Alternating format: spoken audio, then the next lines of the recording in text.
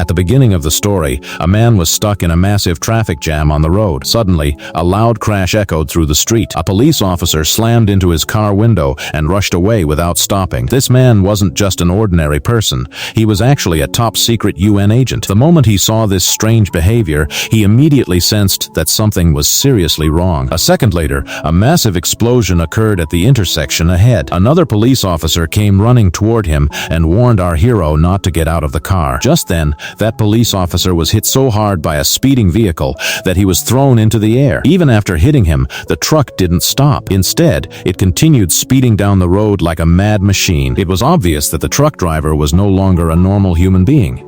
As soon as Gerry saw all this, he immediately stepped on the accelerator and decided to escape by following the path the truck had cleared. But the moment he reached the intersection, the truck flipped over with a tremendous crash. Gerry was still trying to avoid the wreck when an ambulance suddenly came from the side and slammed into his car. Fortunately, his vehicle was strong enough, so no one in his family even suffered a scratch. But the entire street had turned into complete chaos. A huge number of people had fallen victim to some strange virus. They had all turned into zombies and were attacking normal people like wild animals. Thinking quickly, Gerry immediately pulled his younger daughter out of the car. Then his eyes fell on a horrifying sight. Right in front of him, he watched a normal person get bitten and transform into a zombie. Gerry noticed that it took exactly 12 seconds for someone to turn into a zombie after being bitten. To save their lives, Gerry found a large vehicle and tried to start it so they could escape. But just then, a zombie suddenly appeared at the door. At the perfect moment, Gerry delivered a powerful kick and sent the zombie flying away. After a desperate struggle, the family of 4 finally reached a relatively safe place. But even there, complete chaos had already broken out. People were frantically looting food and supplies from the stores.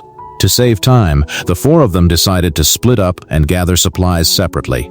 A few moments later, they heard the younger daughter's scream. Gerry rushed over and saw 2 thugs looting the place. One of the thugs pulled out a gun and fired, but Gerry wasn't the type to back down.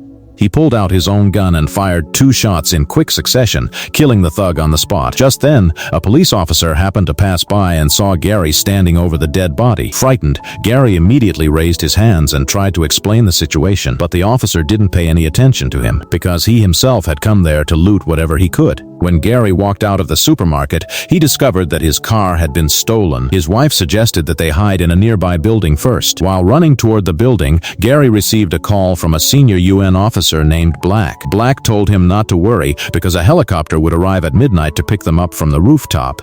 However, the area around that building had already been completely overrun by zombies.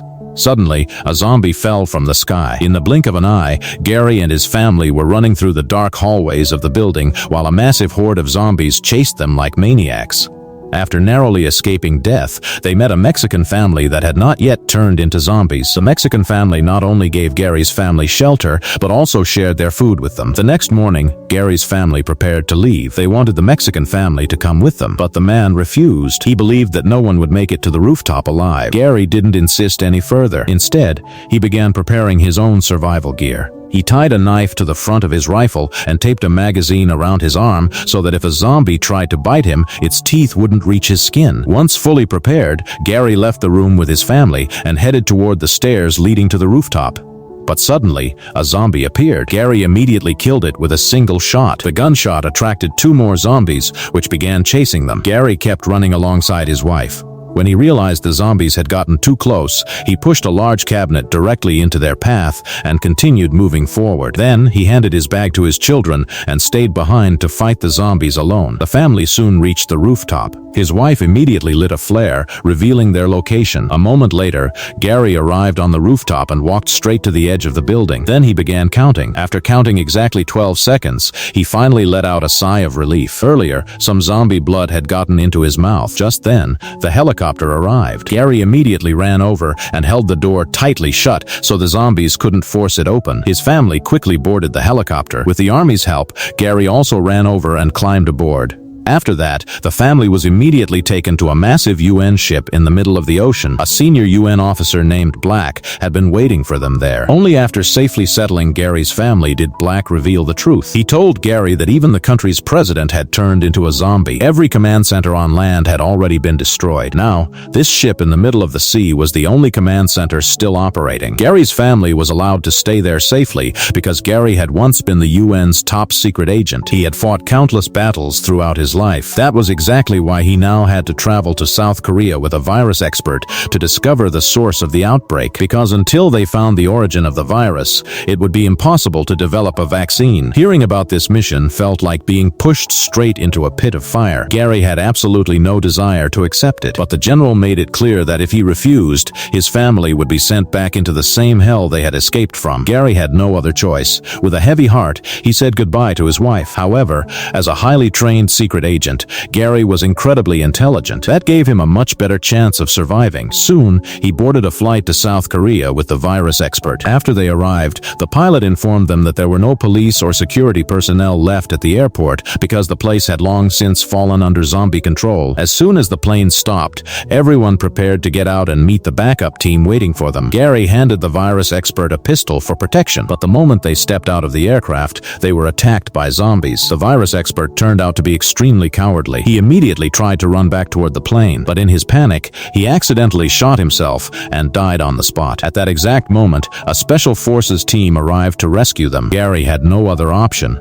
He followed them while firing his weapon, broke through the zombie horde, and finally made it into the secure base. Once inside, Gerry informed the captain that the man who had just accidentally shot himself in panic was actually their lead virus expert. The captain was completely stunned by the news. He then explained that the zombies were instantly attracted to any kind of noise. He also told Gerry that bullets could not kill them unless they hit them directly in the brain. After that, the captain led Gerry into a room that had been completely destroyed by fire. The man lying on the bed was South Korea's very first zombie patient. Beside him was the colonel whom he had bitten. At that time, the patient's heartbeat had already stopped. But while the doctors were examining the cause of his death, the patient suddenly came back to life. He opened his eyes and started biting people like a madman.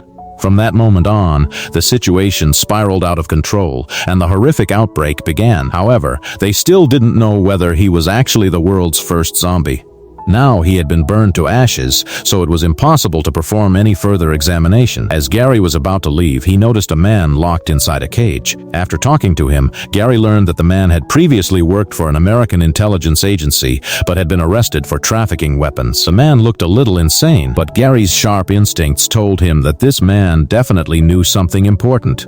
The man told Gerry that, at that moment, Israel was the only safe place left in the world. According to him, Israel's leaders had learned about the virus in advance. They had built a massive 100-meter-high wall to keep the zombies outside.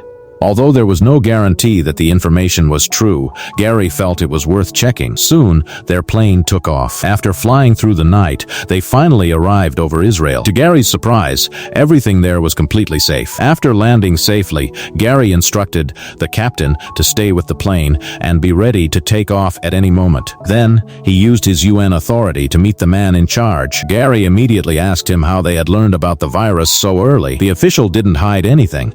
He explained that they had received a message from an Indian general stating that India was fighting a war against zombies. Although they weren't completely convinced, they decided to build a massive wall as a precaution. After that, the official took Gerry on a tour of the area. With great pride, he explained that they were continuously giving shelter to people from outside because every human life they saved meant one less zombie in the world. Just then, a helicopter flew outside the giant wall to inspect the situation. The world inside and outside the wall was completely different. Outside the wall, it looked as if an endless zombie rally was taking place. There wasn't even room to stand. Inside the wall, however, the people who had been rescued were celebrating their survival. They grabbed microphones and sang loudly with joy. But no one had even imagined that the loud sound of the microphones would reach the zombies outside.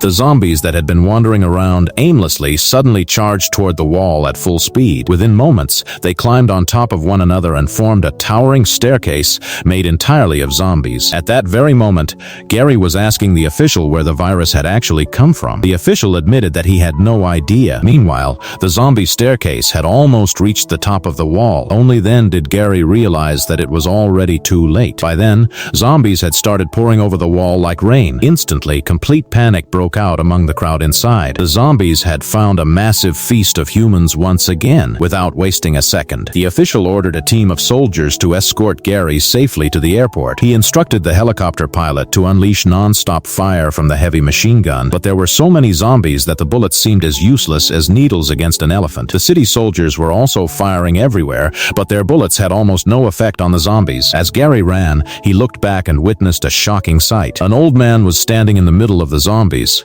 Yet the zombies simply ignored him and ran past him. By that time, the section of the giant wall had also fallen under zombie control. Large numbers of zombies had already made it inside. Gerry couldn't focus on any of it. His only goal was to stay alive. Suddenly, one soldier lost his concentration, and the zombies dragged him away. The soldier realized he wasn't going to survive. Without hesitation, he pulled the pin from his grenade. A massive explosion followed, blowing both himself and the surrounding zombies to pieces. But before anyone could breathe a sigh of relief, another enormous wave of zombies arrived. There was no way to retreat anymore, so everyone rushed into a nearby house to save themselves. Inside, Gerry witnessed another astonishing sight. A young boy who had previously undergone cancer treatment was also being ignored by the zombies. It seemed as though the zombies were extremely selective about their prey. A light bulb went off in Gerry's mind, and he started connecting the dots.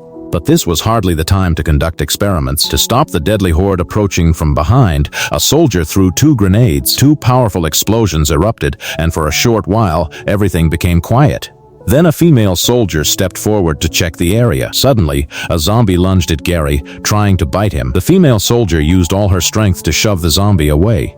She immediately fired 2 more shots, but during the struggle, the zombie managed to bite her. Gerry didn't waste even a single second. He instantly pulled out his sharp knife and cut off her arm in one swift motion. Then, while quickly counting the seconds, he wrapped a bandage around the severed arm. Thankfully, the virus was stopped before it could spread through her body. As soon as they came out of the building and were about to board the helicopter, they realized it couldn't even land. Small zombies were hanging all over it. Within moments, the helicopter began to lose control in mid-air. Then, it exploded. When Gerry's pilot heard that the rescue helicopter had crashed, he immediately fled without looking back. By then, the entire city had turned into hell. Zombies were roaming freely through every street. By the time Gerry reached the airport, his plane had already taken off. Fortunately, at the very last moment, they managed to stop a passenger plane together and somehow saved their lives. Inside the plane, Gerry suddenly remembered the old man and the young boy whom the zombies had ignored. A bold and extremely dangerous idea came to his mind. He immediately told the captain to change course and fly directly to the WHO center, but on the way, several small dogs suddenly began barking loudly while staring at the restroom door. The flight attendant immediately understood what the dogs were trying to warn everyone about. The flight attendant went to open the door. The moment she opened it, an entire horde of zombies burst out from inside.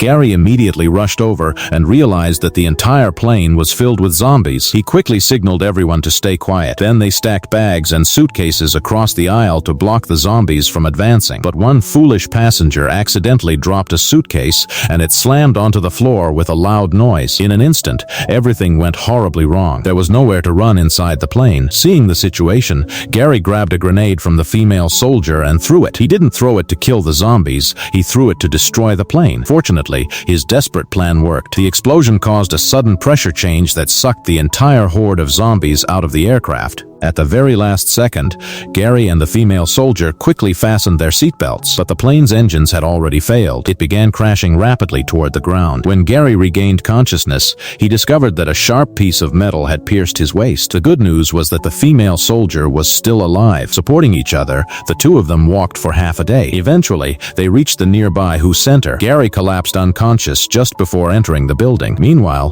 the UN captain had completely lost contact with Gerry. Believing that Gerry had died, died, he did something truly despicable. He threw Gerry's family off the ship and sent them to a refugee camp. A few days later, when Gerry regained consciousness and learned that his family had been removed from the ship, he was furious. He decided that he would quit the mission. But then Gerry realized that the fate of humanity still depended on him, so he swallowed his anger and returned to work. He explained to the WHO doctors that the zombies only targeted people who were healthy and physically fit. They completely ignored those who were sick. Gerry came up with a brilliant idea.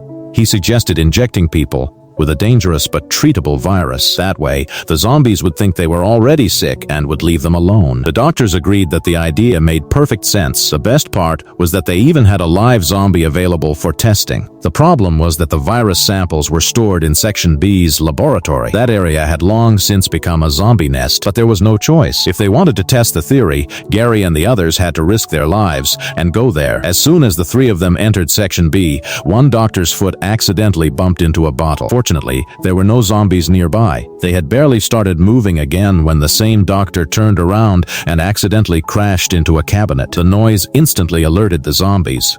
The female soldier reacted quickly and killed one zombie with a single shot.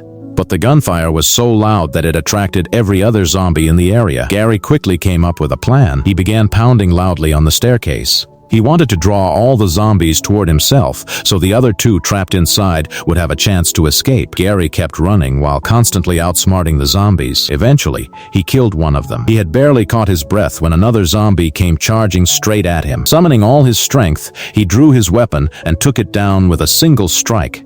Meanwhile, when the female soldier and the doctor reached the laboratory door, they discovered that an entire army of zombies was blocking the entrance. They immediately turned around and ran. As a result, all the zombies chased after them, forcing them to retreat back into the section. Once the zombies were distracted, Gerry quietly slipped into the laboratory. Now, he faced another problem. He had no idea which virus he should take. It was nothing more than a shot in the dark. He picked up a large container filled with virus samples and prepared to leave. But just as he reached the doorway, a terrifying zombie stepped directly in front of him. Gerry realized that if he tried to force his way out, all the other zombies would immediately rush over. So he made an incredibly bold decision. He decided to test the virus on himself. The risk was enormous. He had no way of knowing whether his plan would actually work. If he accidentally injected himself with a deadly virus, it would be the end of him. Before doing anything, he recorded one final message for his family on camera. Then, without hesitating, he grabbed one of the virus samples and injected himself. After waiting for a short while, he picked up the container and calmly walked outside. And then, something unbelievable happened. The zombies truly ignored him. He walked straight through the middle of them, as if he had become invisible. Then, Gerry casually drank a can of soda. After that, he smashed a vending machine to create a loud noise. It was like walking proudly through thousands of zombies without receiving even a single scratch. Thankfully, the virus Gerry had injected into himself was one that could be cured. In the end, he reunited with his wife at the refugee camp. The WHO also developed the camouflage vaccine that could fool the zombies. It was distributed across the world by airplane, and that was how humanity finally gained the upper hand against the zombies. And with that, the complete story of World War Z comes to an end. Making videos like this takes a lot of hard work. Please like, share, and subscribe.